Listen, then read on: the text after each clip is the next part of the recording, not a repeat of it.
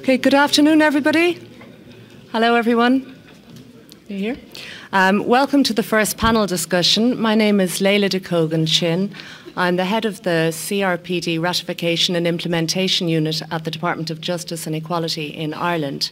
And I'd like to start by thanking the Presidency for their excellent work in prioritising the issue of implementation of the Convention and giving us the opportunity to share our experiences and achievements and also our perspectives on the challenges we face. I'm particularly pleased to be here because today's discussion is of great interest and will be very useful in the context of Ireland's position with regard to the Convention. Unlike most of the member states represented here today, Ireland is one of only 3 member states who has not yet ratified the Convention. I can assure you that this is no reflection on the level of commitment to achieving the full realisation of the rights of people with disabilities. Ireland's proud of its domestic human rights record, and we're dedicated to continuous improvement where equality, human and fundamental rights are concerned. However, we have a dualist legal system under which only the national parliament can make legislation. So as a result, Ireland cannot ratify any international treaties until it's in a position to fully meet all that treaty's requirements. We need to have all our building blocks in place before we can ratify CRPD. While this is a challenge, it's also an opportunity. We have the benefit of learning from the experiences of other member states who've already ratified, seeing what has worked well with regard to implementation, along with the difficulties and unforeseen challenges which have arisen. We've had to look at the Convention and measure its articles against our entire body of national laws to see what we need to change or introduce to meet the requirements. Approaching this all in one go means that we can propose a raft of legislative measures to ensure practical and meaningful realisation of the Convention's principles in a coherent and a cohesive way. For us, therefore, ratification is the end of the preparation and implementation phase, not the beginning.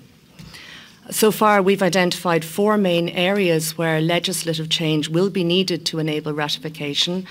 First of all, capacity legislation. I'm sure this is an issue for many member states. The Assisted Decision-Making Capacity Bill was published in 2013. It's at an advanced stage of the legislative process now, and it should be enacted by the end of the year. It'll provide a series of options to support people with decision-making capacity difficulties to kind of make decisions and exercise their rights in line with the principles of the Convention. The second main area for legislative change is mental health legislation. A review of the Mental Health Act has recently been completed.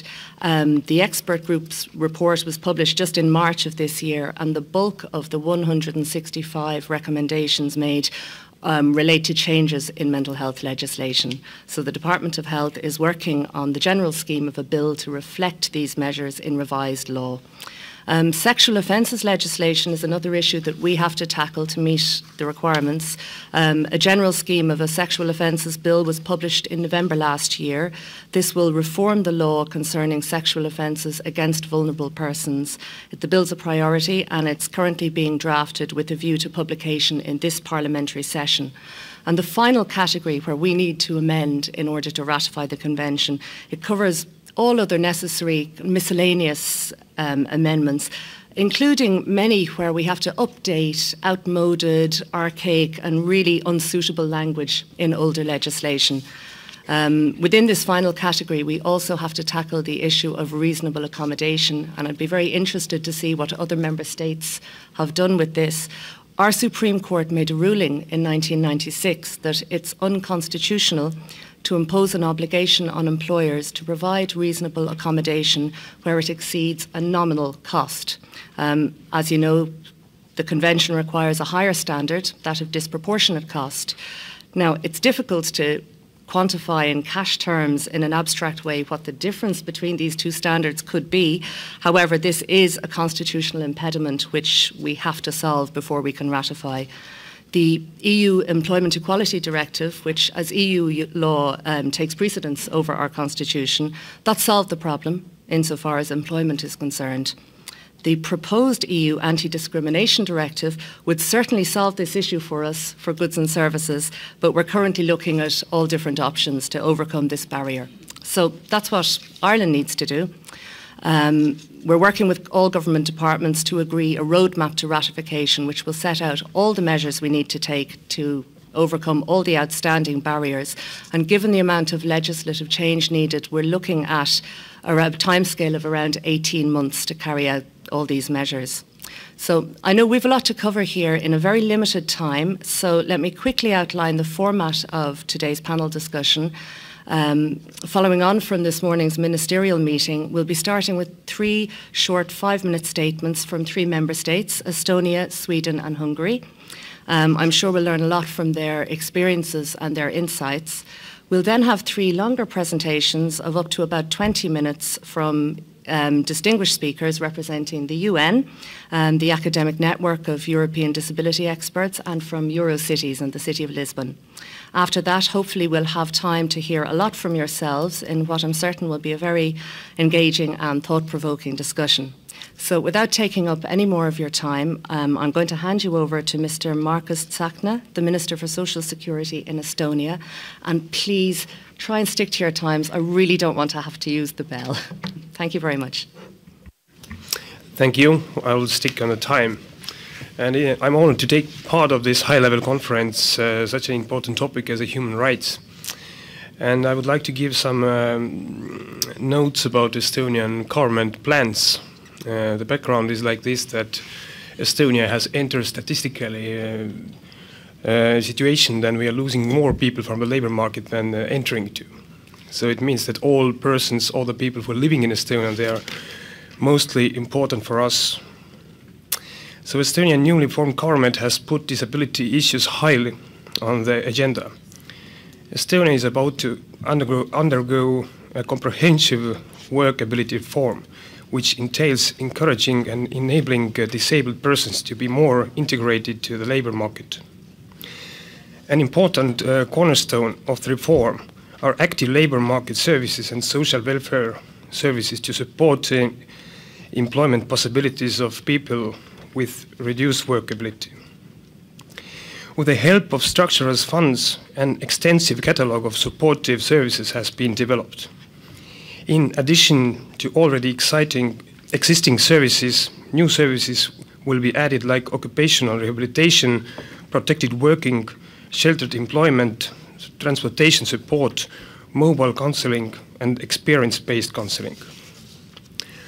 Furthermore, we have planned measures to support family members with care burden in finding work and working. To reduce the care burden, various services will be offered, including interval care, alarm button service, and telecare, which allows to combine welfare and health services. I believe that investments in and empowerment of people with disabilities is important not only for the person, but also for the economic development of the state. Coming now to the state of play with implementation of the convention. Estonia ratified the convention 3 years ago. Today we are about to establish a framework for independent monitoring mechanism. As regards measures that are most needed to implement the convention, from social policy perspective, I point out the following. It's important to facilitate inclusive education and employment according to persons' individual needs and capabilities. Our coalition agreement has set focus on promoting a smooth transition of young disabled people from education system to the labor market. The precondition of the successful implementation of the convention is the effective and timely engagement of the stakeholders. Coming now to the last question. Despite the fact that Estonia was strongly affected by the crisis and has had cuts in public expenditures, we prioritized supportive measures for the vulnerable groups.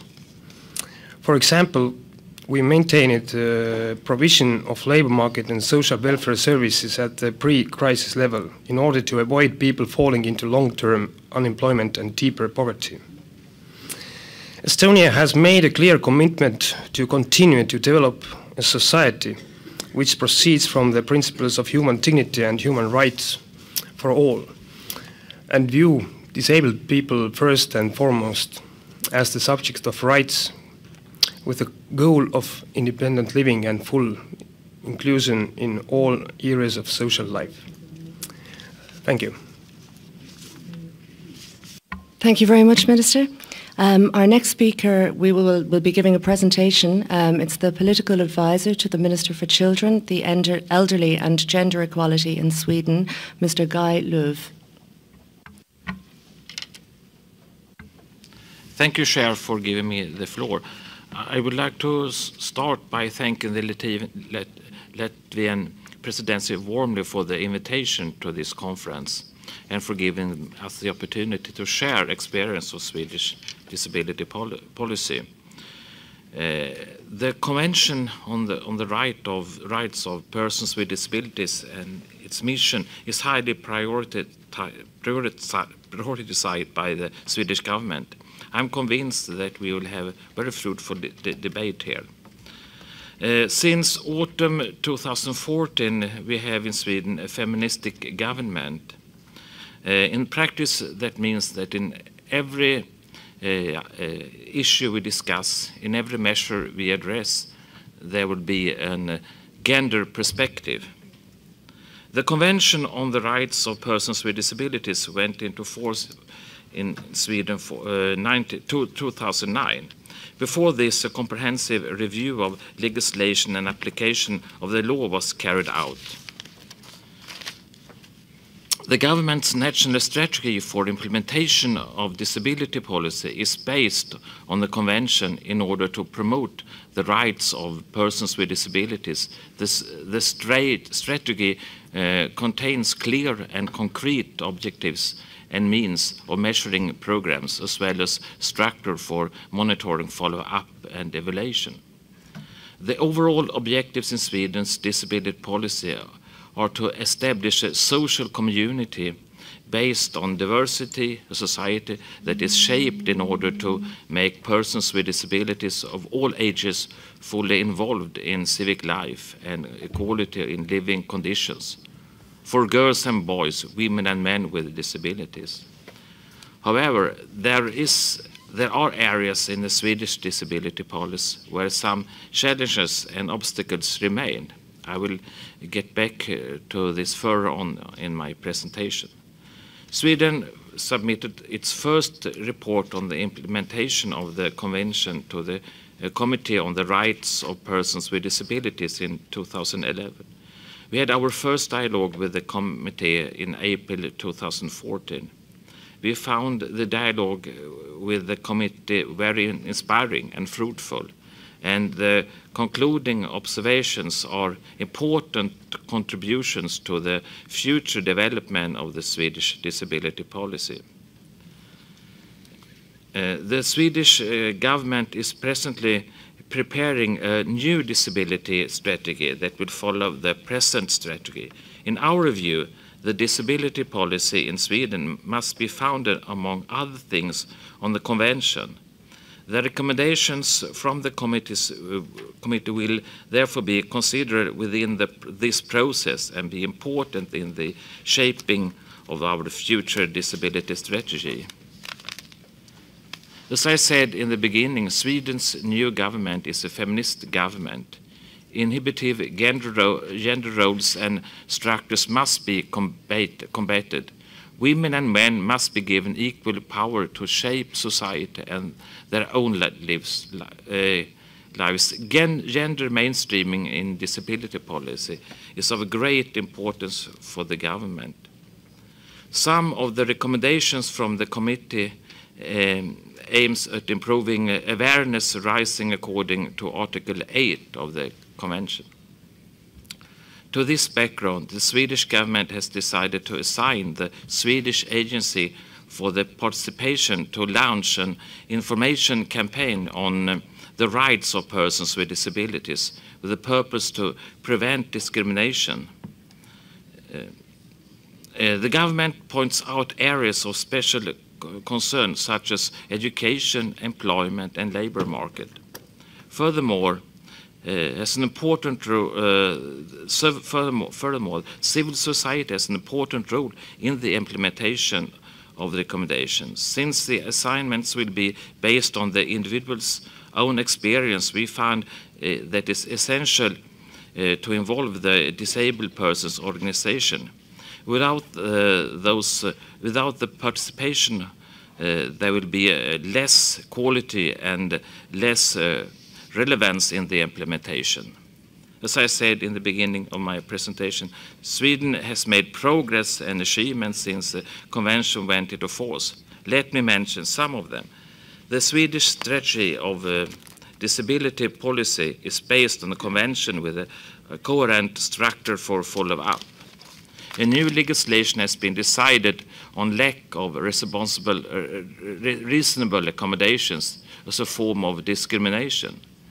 The legislation concerning support and service for persons with certain functional impairments is rights-based with the aim to fulfill the requirements in Article 19 of the Convention.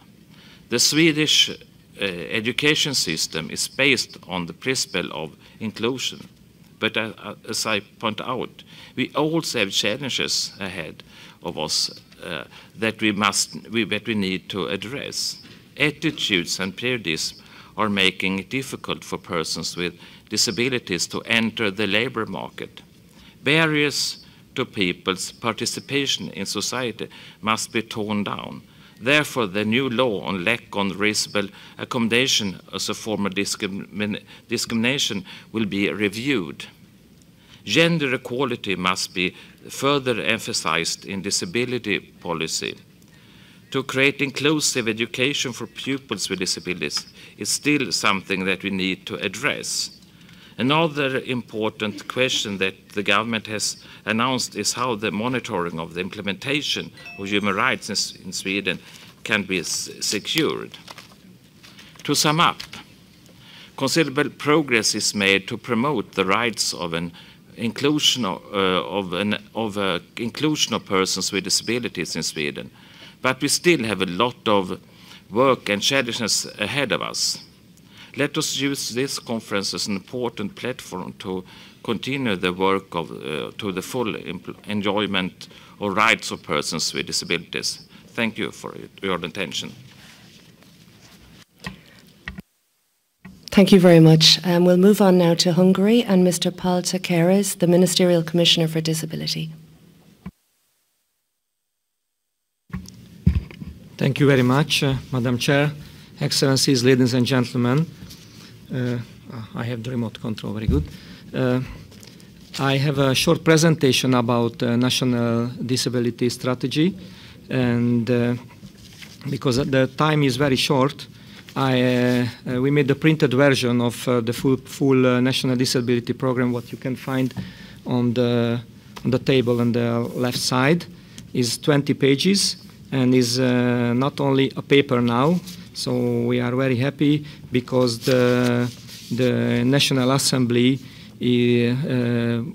approved the program in 7th of April in this year, and this program is 10-year-long frame for our work.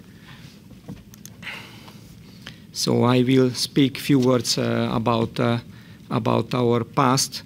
Because I don't know, as you see or not, I'm a guy in a wheelchair. I'm a wheelchair user, and when we have not the law, so before 1998, we don't have accessibility. We don't have special devices. We have that mental blocks, the invisible barriers, and when we had the first act in 1998. We believe in big changes, and the big changes come, but still a lot to do. So it's we made our program, our strategy based on the United Nations conventions, what was ratified in Hungary in 2007, and the program what we made for 10 years is not only approved by the National Assembly, is also approved by the National Disability Council. That council is the participation with all the NGOs in Hungary, with NGOs work in the different kind of disabilities, and we have full support from them. So there was no substantial, no against. All voted for this program. And this program, if you are interested, you can read it all. Is try to find a good frame to our future work, and also we start to make our action plan. And the action plan was presented by for the civil organization just 2 weeks ago, before to send it to the other ministries, so they had the possibility to see just the beginnings and to tell their opinions. So I can tell you, in Hungary we try to work for disabled in a very common way. I have many numbers and details in my papers, but I think it's more important to follow some ideas what I heard before. So the nothing about us without us, I perfectly agree, and that's why from last September we met 3 times with our civil partners, with the state secretary level, and we try to continue work, because we know we can be proud about the strategy, what we have a lot to do, and we want to do more. Thank you very much for your attention. Thank you very much. We'll turn now to our keynote speakers. I'm sure we'll all benefit from hearing the UN's perspective on implementation of the Convention across the EU member states. So I'm delighted to give the floor to Ms. Catalina de Vandas Aguilar, the UN Special Rapporteur on the Rights of Persons with Disabilities. Thank you very much. Excellencies, ladies and gentlemen, it is an honor for me to participate in this high-level meeting on disability. I would like to congratulate the Latvian presidency for taking this excellent initiative. This conference is an opportunity for the European Union to take a stock of its experience, progress, and challenges faced since it concluded the UN Convention on the Rights of Persons with Disabilities. This panel discussion also constitutes a great opportunity to reflect together on the next steps required by the European Union to ensure the participation of Europeans with disabilities as equal members of societies in full compliance with the Convention. From the onset, let me share with you that the disability community is very pleased that the innovative character of Article 44 of the CRPD enabled the conclusion of the Convention by the European Union, which is the first regional integration organization ever to join a UN treaty. And this is important because it constitutes a landmark achievement that would certainly strengthen the universal recognition of human rights. The convening of this high-level meeting, as was mentioned before, it's very timely, given that the Committee on the Rights of Persons with Disabilities has recently adopted the list of issues in relation to the initial report of the European Union and will adopt its concluded observations in the next summer. I'm keen to follow this discussion closely as the subsequent implementation by the European Union of this recommendation. The Union has been a key international supporter in the promotion and advancement of the rights of persons with disabilities. It played a leading role in the negotiation process towards the adoption of the CRPD and has ever since proactively engaged in all international debates following its entry into force. For instance, the European Union was a strong supporter of the process towards the creation of this mandate that I'm representing here today, the first Special Rapporteur on the Rights of Persons with Disabilities created under the Human Rights Council. I'm very pleased to note that the European Union has also made considerable progress and played a central role to promote and protect the rights of Europeans with disabilities by, for instance, developing instruments and policies such as the European Disability Strategy, the Employment Equality Directive, the new Common Provision Regulation for the European Structural and Investment Funds, and different passenger rights regulation.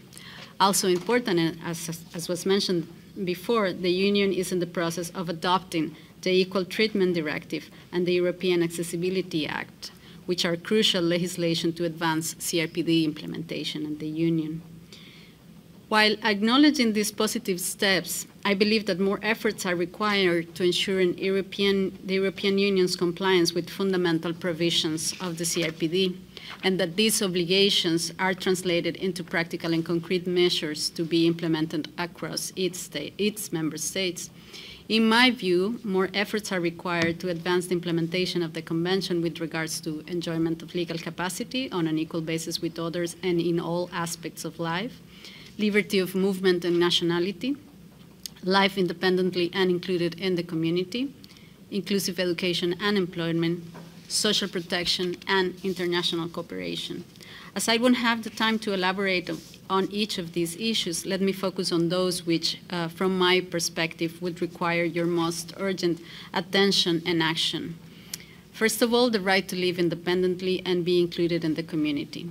Echoing the words of the Commissioner for Human Rights, the European Union funding instruments can be used to promote the participation of persons with disabilities in their communities by, for instance, supporting the transition from institutional to community-based service.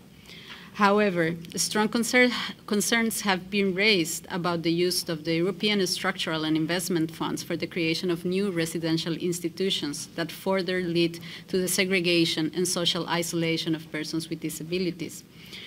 While the European Union has taken positive measures with the adoption of the above-mentioned Regulation 1303 of 2013, which includes a precondition to ensure that the existence of administrative capacity for the implementation and application of the CRPD in the field of the structural funds, more needs to be done to monitor the implementation of the projects and to guarantee the full compliance of the regulation and of Article 19 of the Convention. In other words, you must make sure that no European funding should be used to support the creation of new institutions.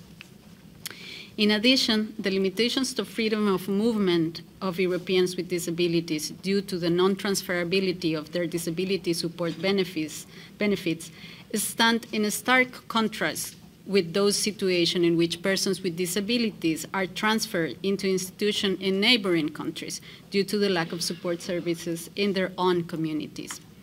Also, and strongly related to the right to live independently and included in the community, it is of utmost importance that the European Union combats discrimination of Europeans with disabilities when exercising the legal capacity.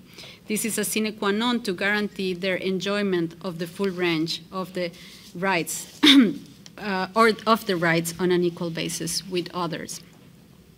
With regards to education, there is no need to say that inclusion is a key element of quality education for all, and lack of access to regular education will for sure lead to marginalized persons from society as a whole.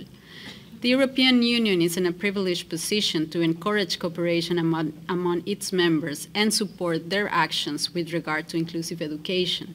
The implementation of the obligations resulting from Article 24 of the Convention varies significantly across the Union. Some member states have substantially promoted inclusive education for children and adults with disabilities, while others still operate under systems where segregation and exclusion from regular schools is the rule. Also, in many countries, there is a need to increase access and quality of education for specific groups, such as autistic children.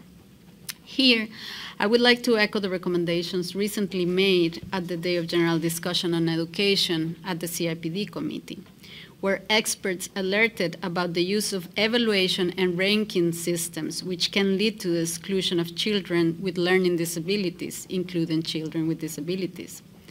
Alternatively, a system where the quality of inclusive education could be measured and which will guide education policies was suggested.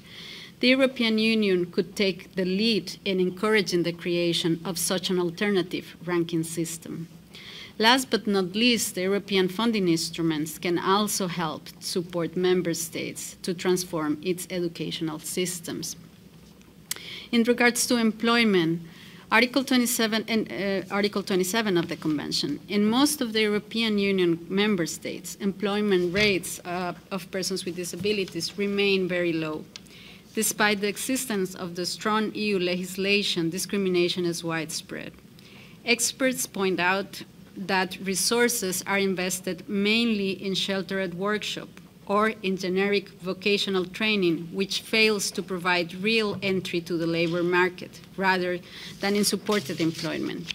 For instance, placement of persons with disabilities with some support into jobs on the mainstream labor market, which has been shown to be more effective. The way in which disability benefits are being designed has a clear impact on labor market participation of persons with disabilities, as the experience of many European countries shows. More reflection is required to ensure social protection systems that, while providing adequate income for persons with disabilities who cannot work, also adequately cover disability-related extra costs for persons with disabilities who can work. While denial of reasonable accommodation as a form of discrimination is part of the EU legal framework since 2000, it is largely an unknown concept, and more needs to be done to make this important element of anti-discrimination policies really effective. The European Union experience could, in this respect, inspire other countries that have ratified the CRPD and will be faced with similar challenges to its effective implementation.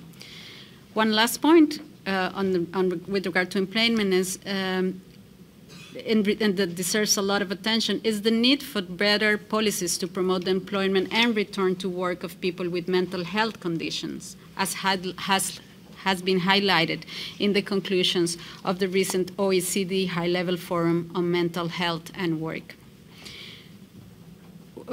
Another point that I want to make is with regards to social protection and the effects of the austerity measures.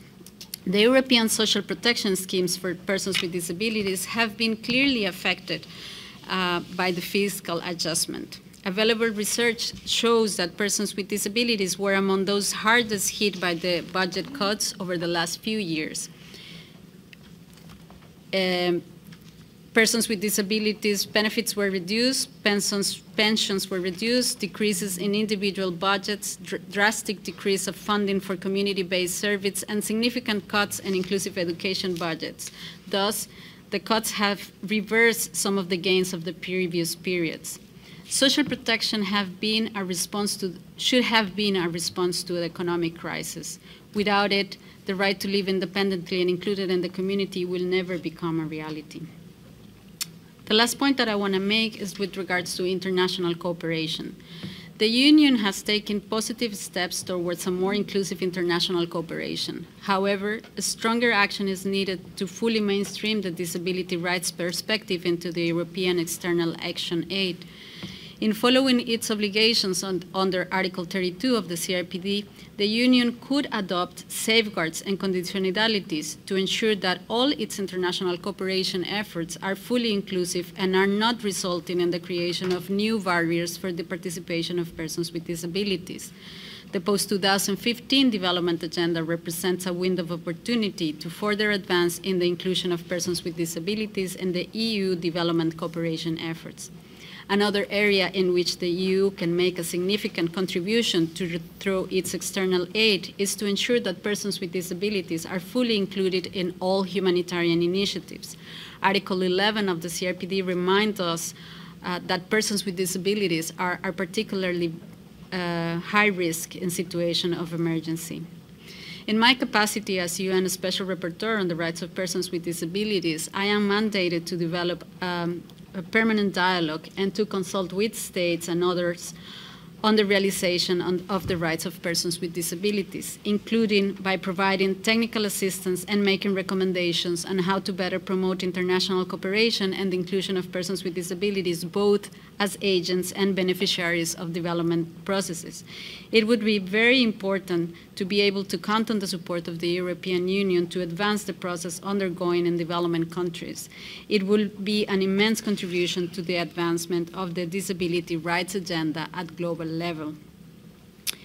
Before I close, I would like to highlight some clear opportunities for the EU to further advance the implementation of the CRPD, and some of those were already mentioned by Mrs. Cabral this morning. Both the disability strategy and the strategy of Europe 2020 will be revised in 2015. These revisions should be made taking into consideration the recommendations that will be made by the CRPD committee and in consultation with persons with disabilities and the representative organization. I would also like to highlight the opportunity of the European Union to conclude the Marrakech Treaty, greatly advancing the right of blind people to access information and knowledge. In closing, I would also like to stress the relevance of this high-level conference and the need to continue these discussions on how to better advance the implementation of the CRPD in the European context. I look forward to the forthcoming discussions and continue this dialogue beyond this event. Thank you very much for your attention. Thank you very much. Our next speaker today will share valuable insights on implementation from a local government perspective. I'm delighted to introduce Mr. João Afonso, representing Eurocities and Lisbon's Deputy Mayor with responsibility for social affairs.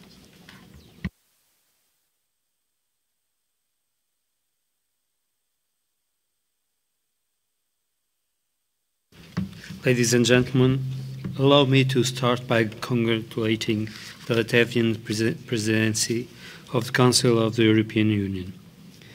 I do it on behalf of Eurocities, the major European network of cities. This high-level meeting on disability comes at the right time. 5 years ago, the European Union signed the United Nations Convention on the Rights of Persons with Disabilities. This is a good point to evaluate how far we've come and to understand how we can go further and faster.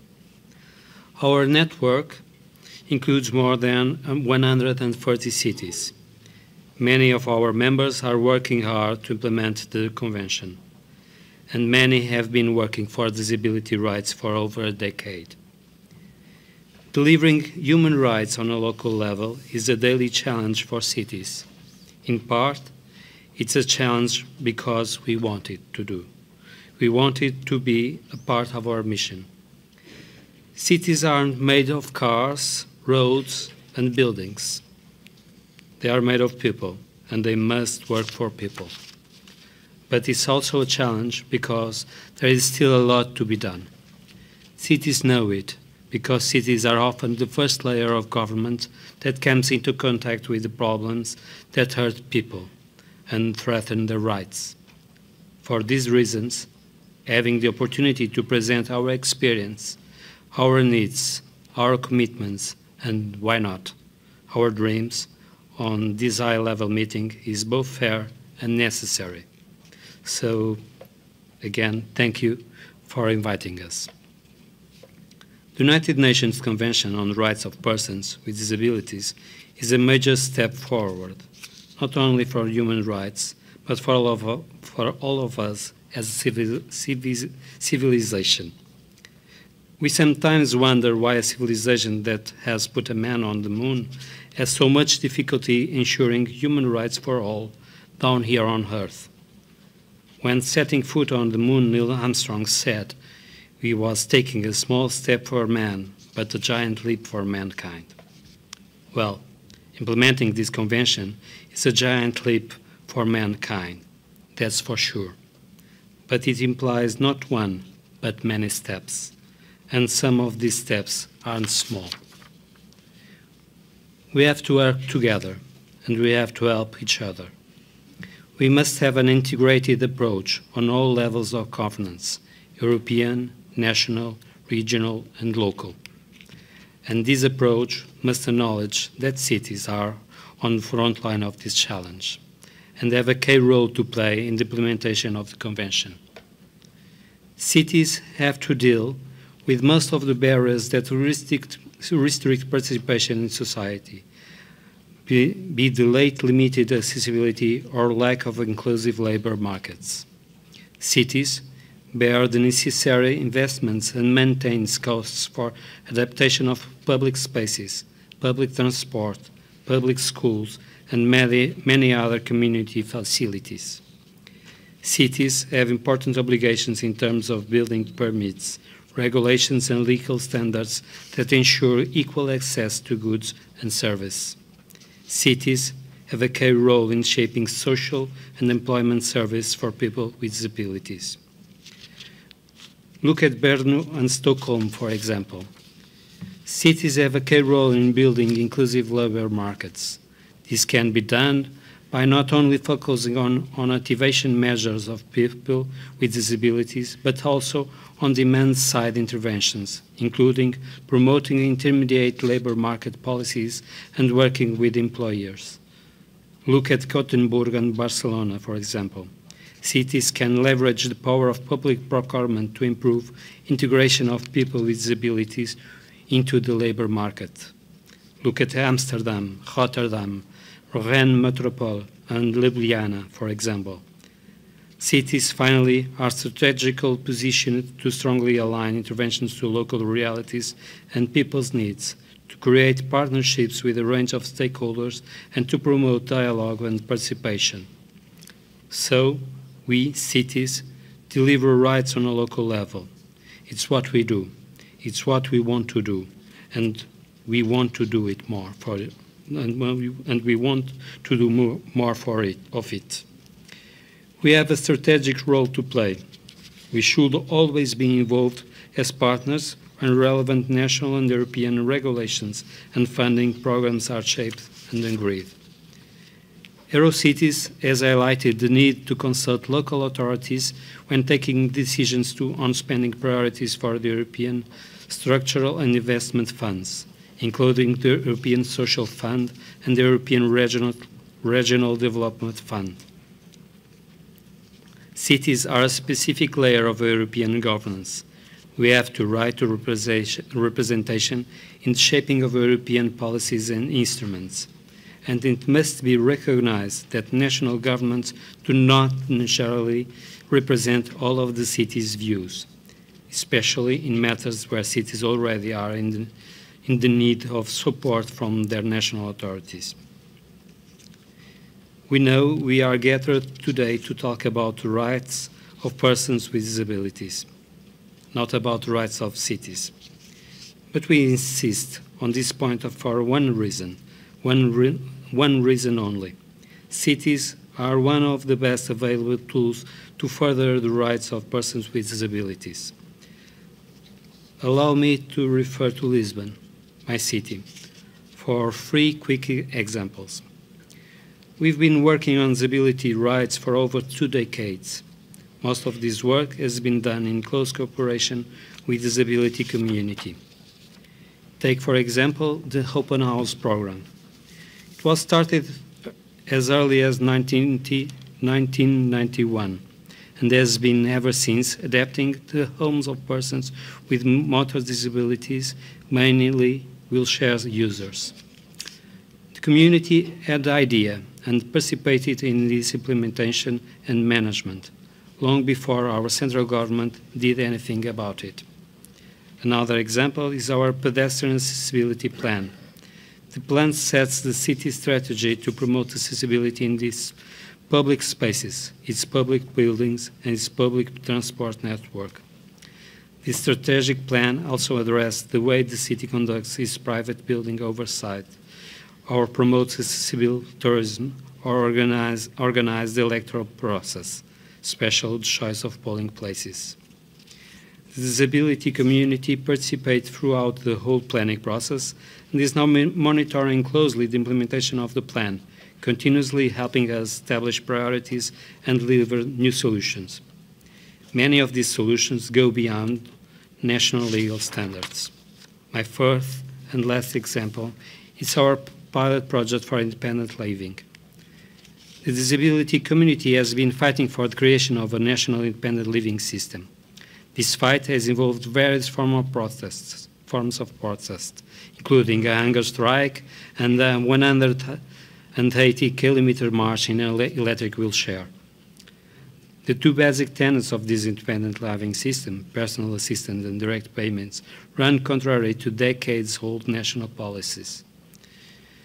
These policies offer few choices other than institutionalization or a very small subsidy counting on the family and to ensure assistance. This system is a complete paradigm shift in terms of disability policies. Thinking about its implementation on a national level is a daunting task, but it's necessary. Showing change is possible, even in a small scale, is of paramount importance. So, the community has created its independent living center, and after summer, we'll move forward together with the pilot project. These examples from Lisbon are matched by many other examples in many other European cities. They all have one thing in common. The city was one step ahead of its national government, or many steps ahead for that matter. Why? Because delivering human rights on a local level implies necessarily close cooperation with the community. And we are happy and proud to point out that this close cooperation has been the source and the driving force of much innovation and enthusiasm.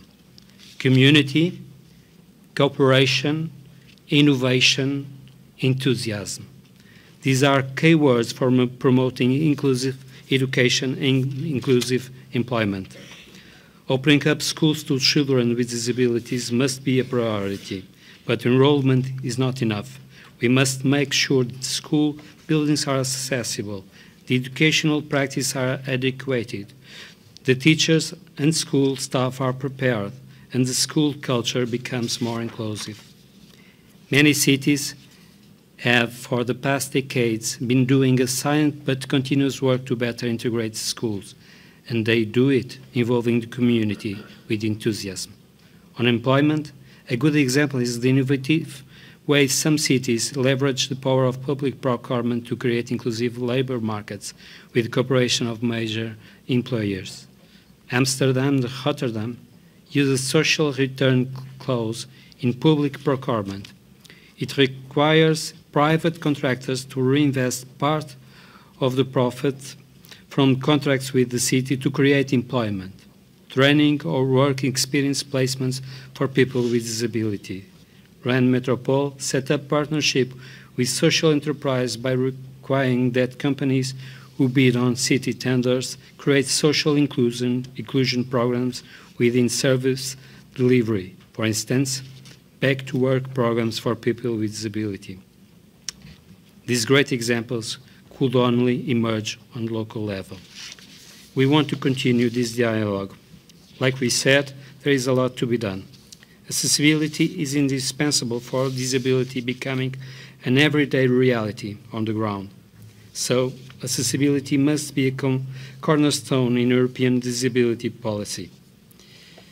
We will hold a European conference dedicated to this topic in June in Lisbon. We hope to see you there. So, let's move forward on a local level together. Thank you very much. Many thanks for that. Our final speaker brings us the benefit of considerable expertise in the area of disability issues and policy development. So please welcome Mr. Mark Priestley, the Scientific Director of the Academic Network of European Disability Experts. Thank you, Mark. Thank you. And thank you to the Chair and to the Presidency, the Latvian Presidency, for the invitation. It's a great pleasure to be here. So I'm speaking as the scientific director of the academic network, the Commission's academic network. So we are independent. We have no vested interest. And speaking last is always sometimes a challenge, sometimes a privilege. At least you know what everyone has already said. So I'm going to say a lot of things which are very similar, which is a relief, I have to say. It's not always the case. So just very briefly, ARNED, the Academic Network of European Disability Experts, is an expert network of the Commission. It was contracted from the end of 2007 for 4 years, followed by another 3 years, and I'm delighted to say that we should be able to announce a new work programme for the coming years. But I'm going to talk about the past work, and really the network is there to try to input information, evidence, research evidence from the different countries, not only of the European member states, but also of the associated countries and the candidate countries. So we work we have been working in 34 countries, which will become 35 with Montenegro. We also try to create a public knowledge resource. Knowledge is not always easy to come by. In some countries, it's much easier to obtain than others. And really, my big request to you is to put your knowledge out there, to make it available to researchers, to fund research studies, to make sure that data is available. But we try to provide a public online resource, including the disability online tool of the Commission, the .com database, where we try to track policy developments across all of the countries. And we welcome your input to that. We also develop statistical indicators, and we produce themed reports. So enough about us. Over the past few years, we've been working in a number of strands. Accessibility has been a huge priority for the European Union, as Catalina mentioned, but also the development of statistical indicators, and we very much welcome the work that Eurostat is now doing on that. But looking at EU law and policy, as well as looking at national disability policies. So I'm very thankful to my colleagues for their input on that. So, what to do? Progress. In 2011, many of us who are here today met under the Hungarian presidency in Budapest for a high-level meeting on disability, and to look at the agenda was on the challenges of the European disability strategy. So I thought I would look back since 2011 at the last meeting and see perhaps if we had made any progress. Data is always difficult, so the data we have, the most recent data, was from 2012. At that meeting, I showed some differences between countries, and which countries were doing well and which countries were not. So for diplomatic reasons, I won't do that today. But let's look at the EU average. So I have a chart here. Please don't worry about the numbers. They would be too small to see. But the patterns are really important. And they underline what Maria Cabral from the Commission said in her introduction. If we look at European strategy on employment, we see that there's a headline target of 75% employment across the European Union. And really, we're not going to meet that target unless we also tackle the employment situation of disabled people. This is not just a disability issue, it's about actually meeting the high-level targets that we've set ourselves across the European Union. And on my graph, I have a number of columns. And you might guess what they are, but I'll tell you.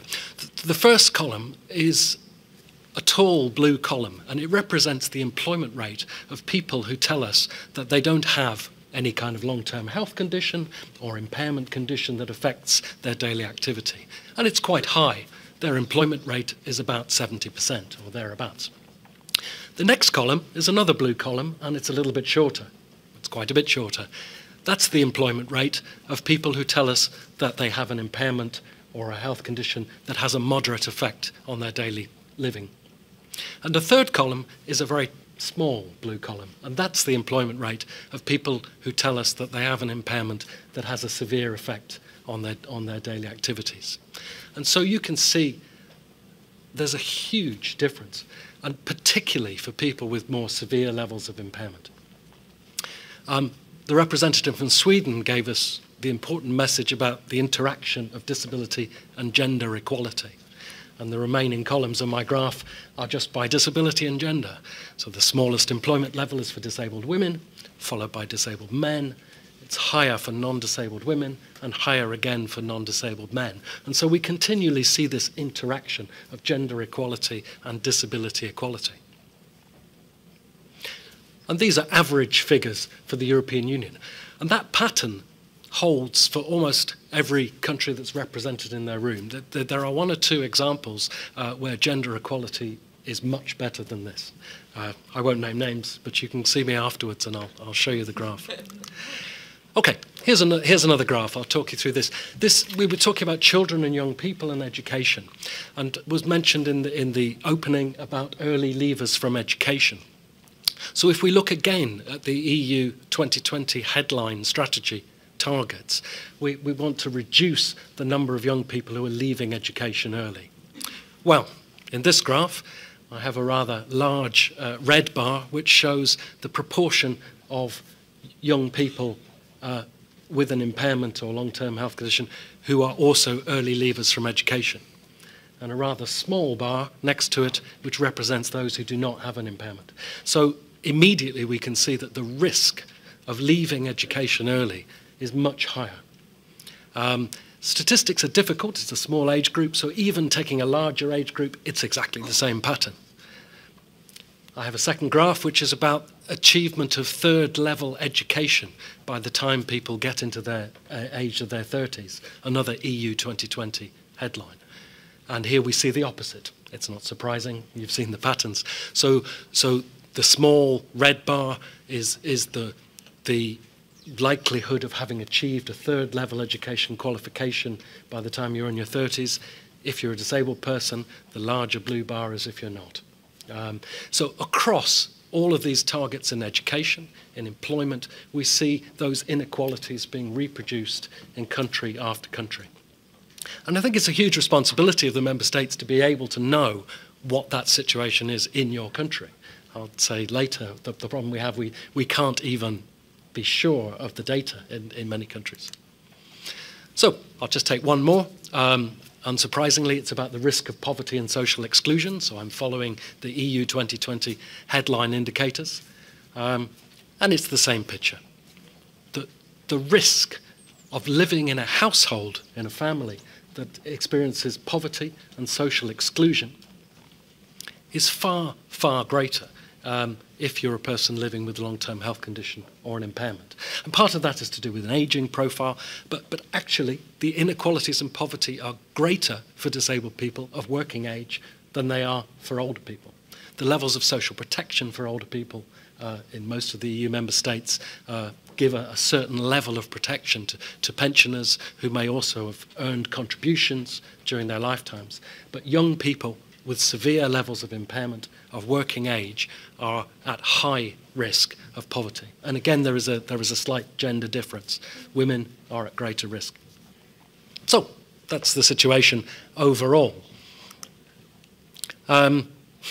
Progress. So I thought, forgive me if any of these are inaccurate, but I thought I would just go back to the database since the meeting in Budapest and see if anybody had changed anything. Unfortunately, there are some examples.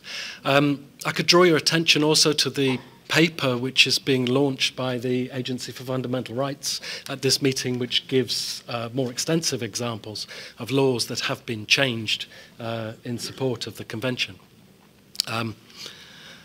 So we've already seen that the EU and all but 3 of its member states have so far concluded, ratified the CRPD, and there is progress towards that.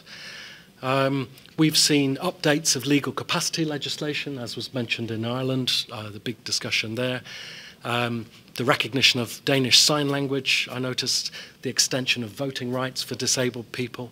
But we've also, perhaps more generally than that, seen new national disability strategies. We've seen new CRPD implementation programs. So we have seen some initiatives. We've seen some attention to accessibility. Just to take some examples in the north and the east of Europe, neighbours, the inclusion of accessibility for disabled people within the Information Society Development Plan in Estonia. It's about disability mainstreaming, bringing disability equality into mainstream initiatives. In Latvia, we've also seen the inclusion of some accessibility initiatives, transport measures. We see some changes in education in some countries, but I would have to say we don't see as many changes in education as we do in some other areas of policy. We see some improvements in the quality and the monitoring of social services in a number of countries. But we also see abuses of those rights in institutions and in a lack of support for community services. And as Mr. Afonso said, you know, we live in a world of multi-level governance. You know, we have a global framework of rights. We have an EU strategy, national policies, but implementation and realities for disabled people. Most disabled people live their lives locally, and those are often where the real challenges are. We've seen some improvements in data, really welcome from the Eurostat, the new website on disability statistics, the release of the labour force survey ad hoc module, and a new database which is now developing on disability indicators. We very much welcome that. There have been examples, say the Estonian statistical programme developed a special bulletin on the integration of disabled persons with indicators, really nice example. The project group in Denmark has been meeting to look at indicators and so on. But it's not all good news, and these messages have already been stated, I think, in the opening section and also in Catalina's presentation. There are some real risks that we have seen since we met in Budapest in 2011. The things that have really worried us have been the reduced eligibility to disability-related social protection. Partly as a consequence of fiscal consolidation and austerity, but there has been a real targeting of disabled people with tighter assessments based more on medical and more on functional criteria rather than on rights-based criteria. And we've also seen that, you know, the idea of that is to make more people available for work, to encourage and support disabled people into the labour force, which obviously we encourage. But that has not been matched by the kind of structural investments, social investments, in making the workplace accessible, making sure that there are supports in the workplace to enable disabled people to work. So it's rather been a reduction of social protection for those out of work, rather than investments in work. And really we need to see more examples coming forward of social investments in accessibility in the workplace and workplace support. At the local level, one of the things we've seen has been the effect on local services. Cuts in public support services, some countries were mentioned earlier, which have really affected support at the local level, whether that's social workers or public employment service advisors, whether it's assistance and support in the classroom, whether it's investment in making public buildings accessible. We've seen programs have been slowed down or stopped. We've seen huge effects on local charities, local disabled people's organisations being unable to continue their support. And those things are really felt by people at the local level in the city. Even if they're not city policies, they're felt at a local level. But they're often very difficult for us to monitor, you know, to see those effects. And so we rely very much on the stories coming forward from disabled people's organisations and campaigns highlighting those examples. One of the things that this points to us is that what we really need is solutions that are joined up between the global, the European, the national and the local, but also solutions that are joined up between different sectors. If we have a disability strategy, then it needs to be a cross-sectoral disability strategy. Actually, Ireland is interesting in that example of having those sectoral plans. We see the development of national disability strategies in almost every member state, but what we don't see is a linkage between those strategies and EU 2020, for example. So you could look at your national reform programme in your country. Does it mention the CRPD? Does it mention the National Disability Strategy? It is amazing how many countries that's not the case. So joining up those strategic initiatives is really, really important.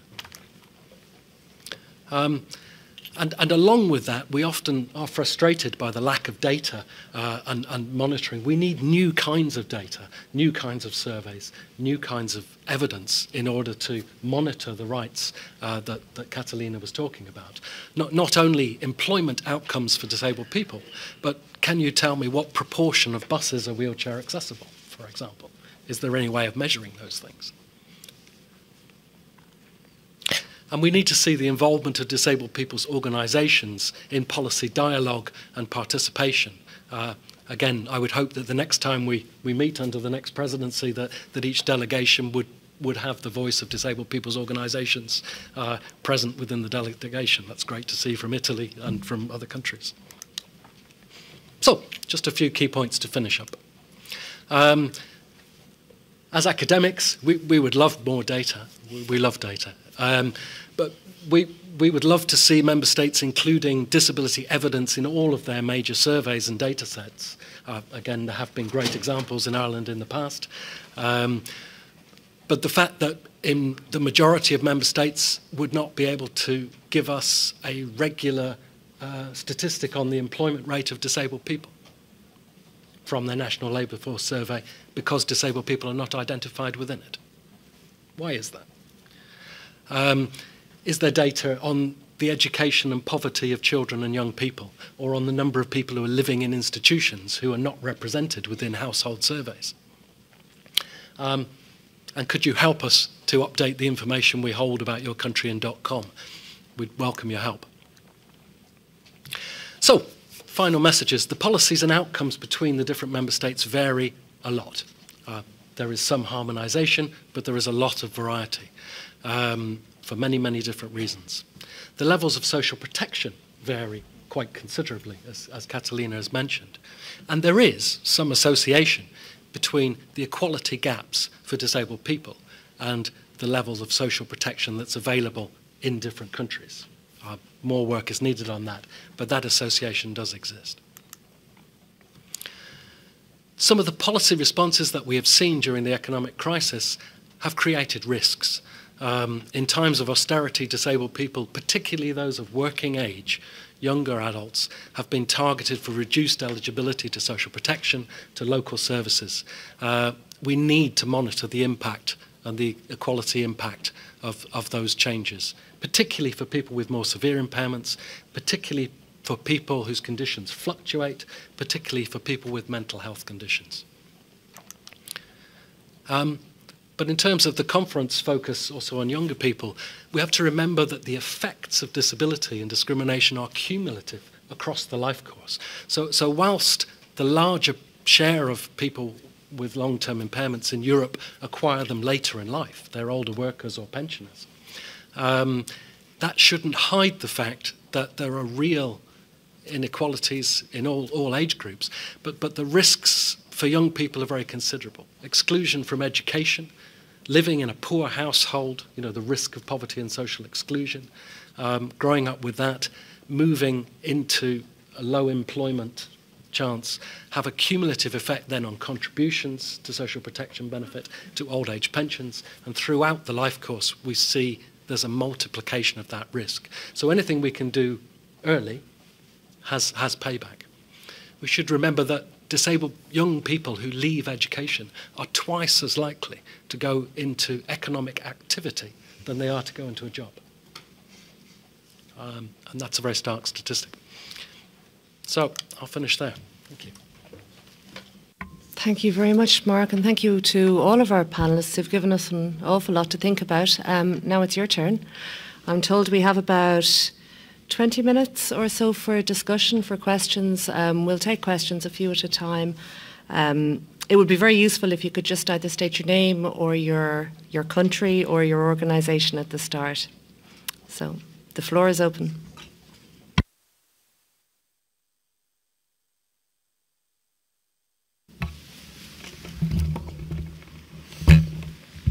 Dear colleagues, dear participants, I'm Iva Prpić, Assistant Minister from Croatia, Ministry of Social Policy and Youth. Excuse me for being in my coat, but in Zagreb it's 32 degrees and we are having, so we are accommodating.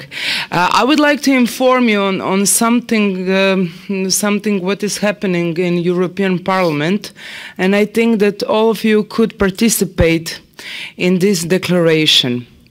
I was at in December in 2014 on a meeting which was held by the European Expert Group on the transition from institutional to community-based care.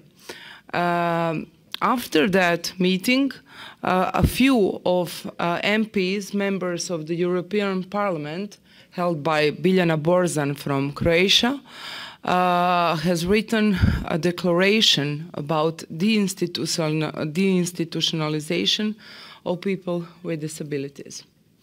I must say that I am pretty disappointed because by the procedure you must collect half of the signatures of all the MPs of the MPs European Parliament. We have time till 25 of June to collect about 400 signatures. Now we have 100. So I think it's historical that for the first time members of the European Parliament take a really political strong stand about what we want to aim, what our goal is as Europe and as European citizens. So this discussion goes in a way to ask for all of European parliaments. As a Croatia, we have a small amount of Croatian MPs, but all of you who are bigger, older members of the European Union, I think it's a small step for you, but a big step for all of people with disabilities, children with disabilities who are held right now in institutions, segregated, and not having a chance for community-based services. Thank you. Thank you very much. Anybody else? Thank you, Madam Chair. I'm Dimitris Nikolski from Greece. Okay, to be honest, talking about what has been done so far regarding the UN Convention, in reality, it could be a huge discussion, maybe more than 2 days than this current conference. A little bit make it more concrete regarding the employment, and I will have just a straight question to nice Professor Priestley. Maybe we have discussed this in the past, but it would be quite interesting to give us a response just maybe now. You talked that there is a lack of data and statistics in countries, and as you know, there is a discussion that is running now this period in EU members regarding the indicators and how could develop concrete and secure indicators in order to have a clear view of what has been done regarding the implementation of each article of the UN Convention. So my question is if you think that is an easy way to create indicators when there is, let's say, even a problematic situation for defining the disability among member states. So that's my straight question to Professor. Thank you. Does anyone else have a similar question on that topic? If you'd like Mr. Priestley to address them all together? No? Mark, would you like to? Sure. Thank you to Greece for that observation. It's a very well-known discussion. Yes, there is a difficulty in collecting data. And I suppose the task that we set ourselves some years ago was to try to produce examples of what could be done with the data which we currently have from European surveys. So, for example, using the social excuse me, the EU Silk data, and we know there are huge difficulties with that. If you ask people in different countries, in different languages, whether they feel that they have a long-term health condition or impairment which limits their daily activities, you get different responses. And people of different ages respond differently in different countries. We know that. So there is a large variation on that. There's less variation if you look at for example, at people who say that they have a severe restriction on certain aspects of their daily life. There is not so much variation on that. Or for example, if you look at the proportion of people in receipt of disability-related benefits, and you can make correlations between different data sets, and you can establish still very clear patterns. I mean, my challenge to you is if anybody doesn't like how their country looks in the statistics that we publish, we'd love to see a better version. If you have data in your own country which would help us to contextualize that or to contest it, we would love to see that. But certainly data harmonization, Eurostat, the Washington group at the UN has been working really hard to try and understand how we can improve that comparability. But I would say that irrespective of the precise numbers, and that's why I didn't show precise numbers, irrespective of the precise numbers, the patterns are the same in every single member state, with the exception of some gender equality differences. So I think the patterns are pretty robust.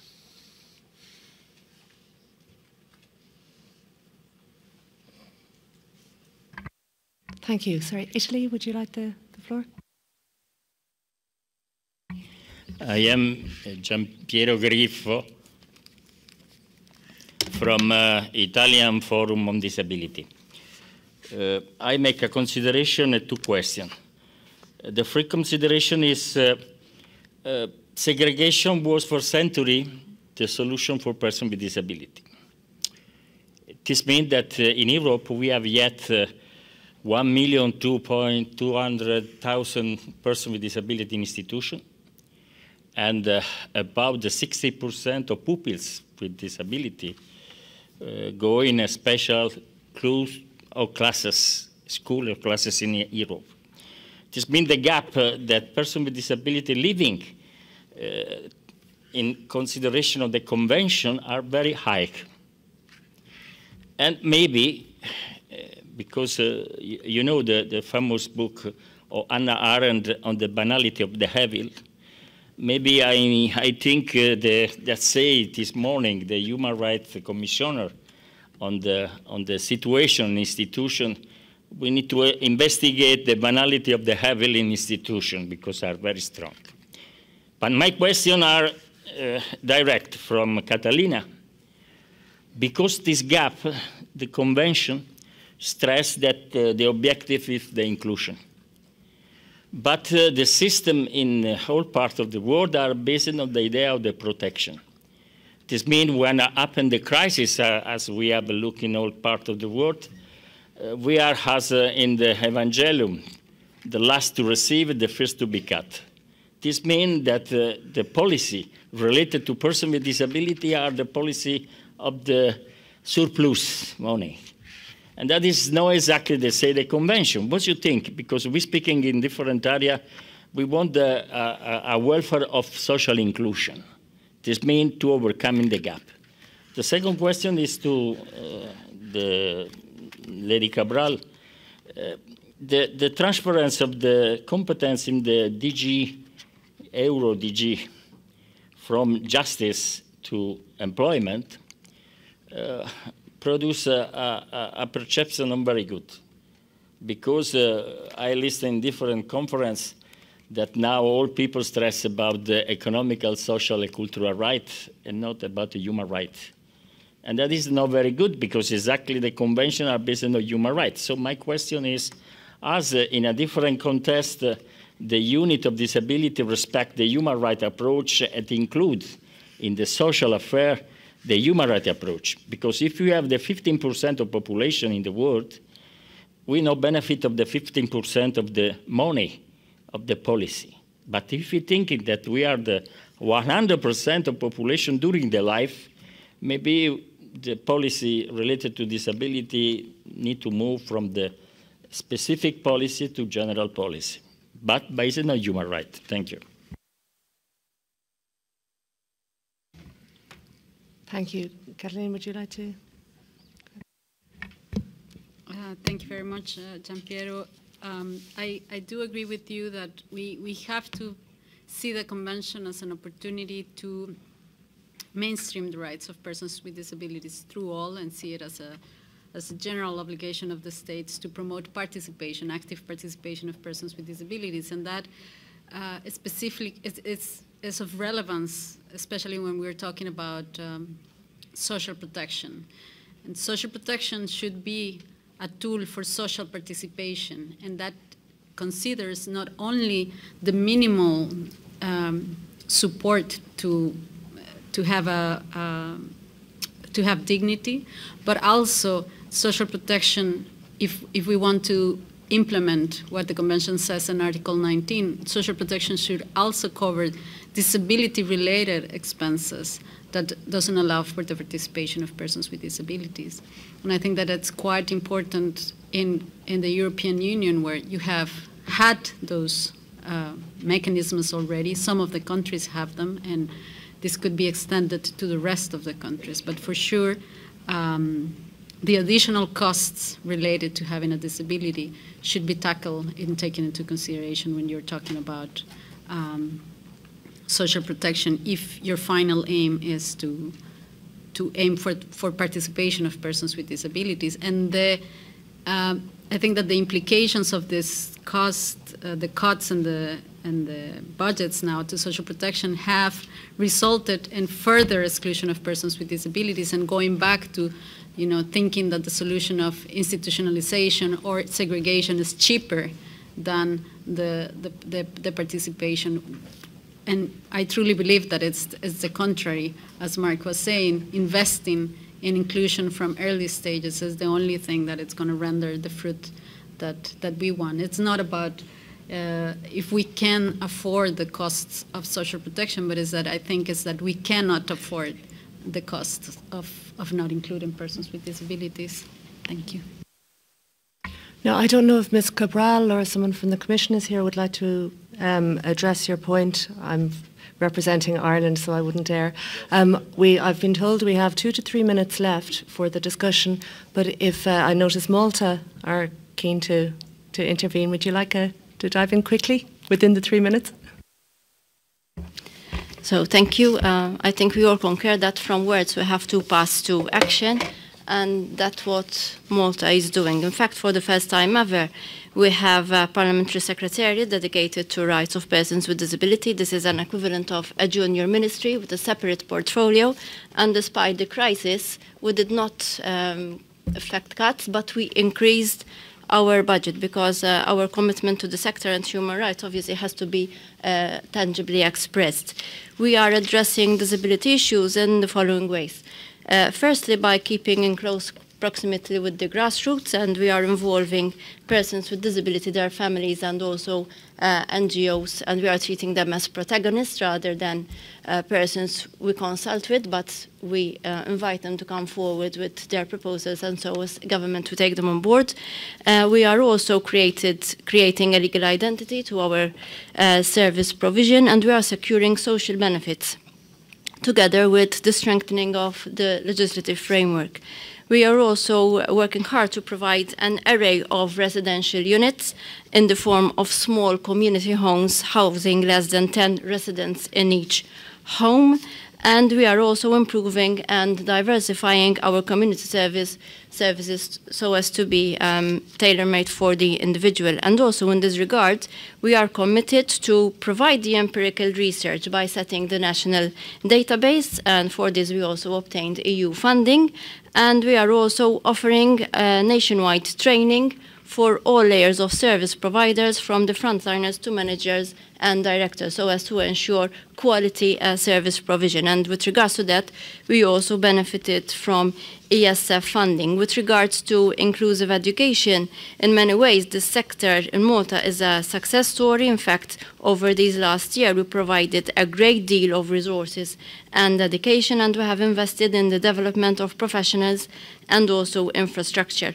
With regards to employment, we are revamping our employment laws, and we are focusing on up-to-date policies and strategies, and our employment agency is taking cognizance of the responsibilization of employees. And during the last month, we witnessed a very positive improvement of over 20% of persons with disability registering for work, finding jobs, and more employers are looking more positively towards the sector. Apart from this, obviously the rights agenda depends on strong legislation, and we have embarked in a legislative process where we have an array of new legislations. The first and foremost and more important is the representation of persons with disability on various decision-making bodies, obviously where decisions are taken so that persons with disability are on the forefront. Obviously, at the same time, we have a national policy for persons with disability and also a strategy designed to respond to this policy. I am mentioning these things so that maybe Professor Priestley take notice of this leap forward, and maybe during your next presentation you take also, while you are presenting the improvements in other countries, you mention ours as well. Thank you. Thank you very much. Well, we're out of time. I hope you all learned as much as I did. Thank you very much to all the panelists and all the participants. It's coffee break time. I believe we have to be back here at 4:30. Sorry, my watch is still on Irish time. If you could be back in your seats by 4:30, please, that would be greatly appreciated. Thank you.